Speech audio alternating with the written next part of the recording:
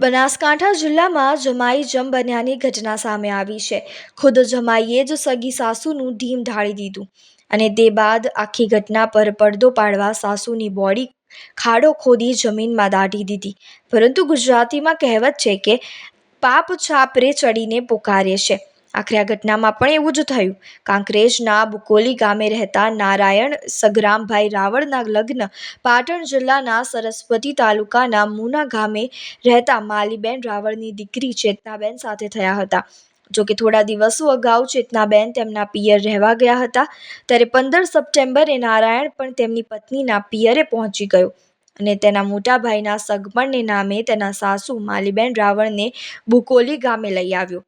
જોકે તે બાદ નદીના પટમાં સોનું દાટ્યું છે અને આ સોનું બહાર કાઢી બંને 50-50% ભાગ પાડી દેશે તેવી સાસુને લાલચ આપી સાસુને નદી નજીક લઈ ગયો અને ત્યાં જ તેની સાસુનું ગળું દબાવી મોતને ઘાટ ઉતારી દીધા।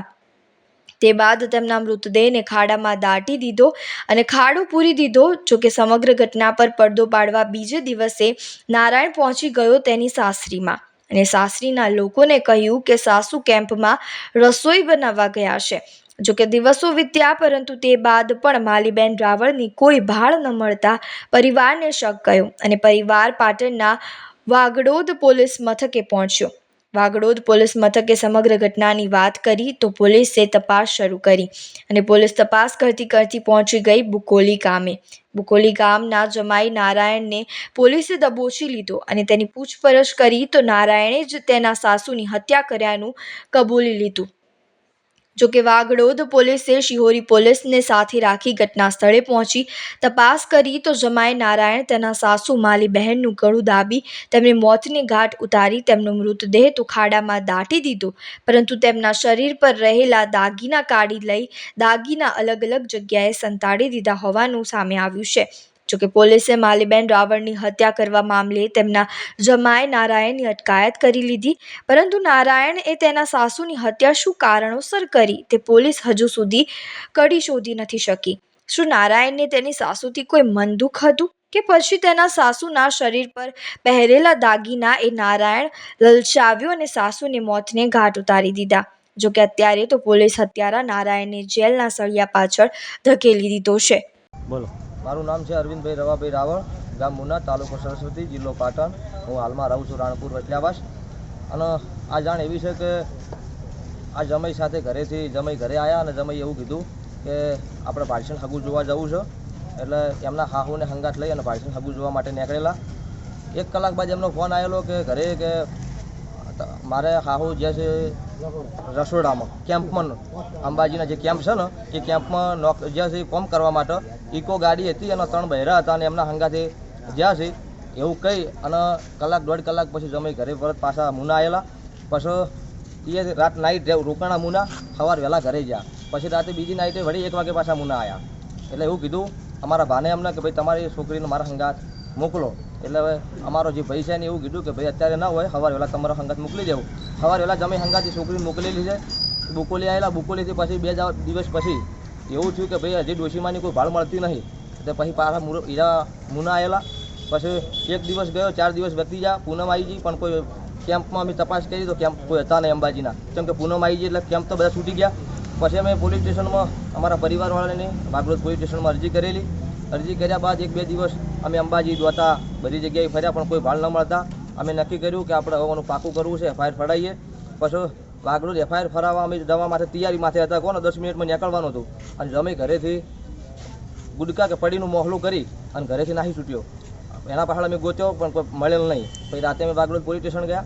વાગડોદ પોલીસ સ્ટેશન ગયા એટલે સાહેબે કીધું કે ભાઈ અત્યારે સુખ શાંતિ ઘેર જતા રહો, તમારી અરજી આલેલી છે અને કાલ 10 વાગે આવી જજો, તમારી FIR અમે રજૂ કરી દેવું। બીજા દિવસે અમે જ્યાં FIR ફડાયા પછી સાહેબ હોજે મુના આવેલા। મુના આવ્યા પછી અમારા કાકાના છોકરા દીકરા એવા સુમાભાઈ અને જે એમના જમાઈ અમારા ધનાભાના જમાઈ જે બાઈવાડાના ભરતભાઈ એ બેન વાગડોદ પોલીસ સ્ટેશન પાછા એમના હંગાત લઈ ગયા।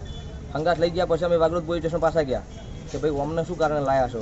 તો સાહેબનું કહેવું હતું ભાઈ શંકાપદ અમને ગઈ છે એટલા માટે અમને અહીંયા લાયા છીએ, કોઈ ચિંતા કરશો નહીં, અમને અમે કાલે તમને મોકલી દેવું પાછા। બીજા દિવસે અમને વાગડોદ પોલીસ સ્ટેશન બોલાયા એટલે કે આજે સવાર વહેલા વાગડોદ ગયા એટલે વાગડોદથી સાહેબે કીધું કે તમારે અમારા હંગાત પોલીસ સ્ટેશન શિયોરી આવવું પડશે। તો અમે એમના હંગાત અંદર અહીંયા શિયોરી આવ્યા. શિયોરીથી પછી એવું કીધું કે આપણે બુકોલી જવું પડશે. તો અમે એમના હંગાત બુકોલી ગયા. બુકોલી ગયા પછી એ જગ્યા ઉપર સ્થળ ઉપર કહેવાનો મિનિંગ થોડા દૂર અમને ઊભા રાખ્યા હતા.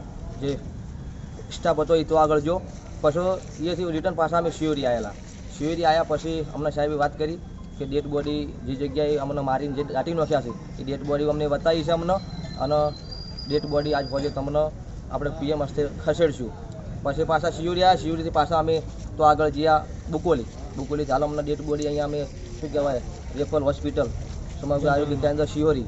અત્યારે અમે શિયોરીમાં છીએ બરાબર. અત્યારે ખબર વહેલા હવે શું સાહેબનું ડિસિઝન આવે છે પીએમનું એના માટે આધાર છે.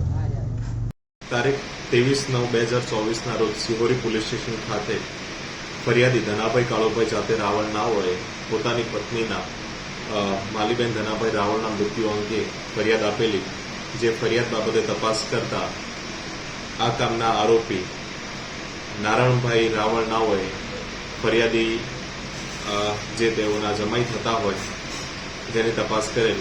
આ બાબતમાં હકીકત એવી છે કે નારાયણભાઈ રાવળ ફરિયાદીના ઘરે તારીખ 15/9/2024 રોજ મુના ગામે તાલુકો સરસ્વતી ગયેલા અને ત્યાંથી પોતાના મોટા ભાઈનું સગપણ કરવાનું છે તેવું કહી તેઓ ફરિયાદીને મરણ જનારને બુકોલી ગામ લાવેલા અને મરણ જનાર માલીબેન ધનાભાઈ રાવળ ના હોયને એકલામાં એવું જણાવેલું કે મને સપનામાં આવ્યું છે અને બુકોલી નદીના સીમમાં સોનું નીકળે છે તેવી હકીકત જણાવેલી અને તેના બંનેઓ એકલાએ ભાગ કરવાનું જણાવેલું. જેથી માલીબેન ધનાભાઈ રાવળનાઓ એકલા આવેલા અને તેઓના પતિને ના પાડેલી હતી. માલીબેન ધનાભાઈ રાવળ અને આ કામનો આરોપી નારાયણભાઈ રાવળ બંને એકલા છૂટક વાહન કરીને અને બુકોલી ગામની નદીની સીમમાં આવેલા, જ્યાં આરોપીએ અગાઉથી જ આ ષડયંત્ર રચેલું અને ત્યાં ખાડો ખોદી રાખેલો હતો. અને તે જ જગ્યા પર આવતા આરોપીએ જણાવેલું કે આજે તો હું તમને મારી નાખવાનું છું તેમ કહી મરણ જનારનું ગળું દબાવી અને તેમનું મૃત્યુ નિપજાવેલું. ત્યારબાદ મરણ જનારની લાશ પરથી આરોપીએ ઘરેણા અલગ જગ્યાએ સંતાડી દીધેલા અને તેમની લાશ તે ખાડામાં ખોદી અને પૂરણ કરી દીધેલું હતું. ત્યારબાદ આરોપી ફરી પાછો મૃત્યુ નિપજાવ્યા બાદ ફરી પાછો તેની સાસરીમાં મુના ગામે ગયેલો અને તેના મરણ જનારના પરિવારને જણાવેલું કે મરણ જનાર છે એ હાલ રસોડાનું કામ કરવા માટે ગયેલા છે અને 5-6 દિવસ બાદ પરત આવશે. આ બાદ 5-6 દિવસ સુધી કોઈ પૂછપરછ કરવામાં આવેલી નહોતી, પણ ફરી આ બાબતમાં સરસ્વતી તાલુકો લાગે છે ત્યાં વાગડોદ પોલીસ સ્ટેશનમાં મરણ જનાર બાબતે ગુનો દાખલ કરવામાં આવેલી અને ત્યાં પૂછપરછ કરવા બાદ તેણે ત્યાં જણાવેલું કે તેણે માલીબેનનું મૃત્યુ નિપજાવ્યું છે અને સિહોરી પોલીસ સ્ટેશન બુકોલી ગામની હદમાં દાટી દીધેલું છે. આ બાબતે વાગડોદ પોલીસ સ્ટેશન પણ તપાસમાં અહીંયા આવેલી અને મામલતદાર સાહેબશ્રી તથા ફોરેન્સિક ટીમની સાથે મરણ જનાર માલીબેનનું ડેડ બોડી કાઢવામાં આવેલી. હાલમાં આ ગુનાની તપાસ ચાલુ છે અને આરોપીને હાલમાં કસ્ટડીમાં લીધેલ છે.